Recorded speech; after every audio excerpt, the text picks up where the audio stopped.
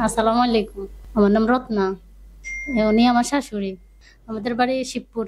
উনি মানসিক সমস্যা ছিল, এখন ভালো আছে। ওনার মানসিক সমস্যাই ছিল, এখন ভালো আছে। এই যে ছুটাফিটা করতো, তারপরে বাড়ি ছাড়িয়ে চলে যেত, জামা কাপড় নিয়ে মানুষের বকাঝকা করতো, মারতো। এখন ভালো আছে আছে মানে আমগো মতোই সুস্থ আছে। যদি বেশি উত্তেজিত হয়ে যেত তাহলে মারতো, তারপরে গালি গালাজ করতো, তারপর ছুটাছুটি করতো, কোনো ওখানে যাই বেলাই না। এখন ঠিক আছে, এখন মানে ওষুধ খাওয়াইলে ঘুমায়। আমার নাম হোসনারা বেগম। আমার সমস্যা বলছে এটাই, আর ওখানে দুর্বলতা, বলে উঠতে পারি না, উঠলে বইতে পারি না, ওই খানা পিনা খাইতে পারি না, সারা ওষুধ আজ এখানে।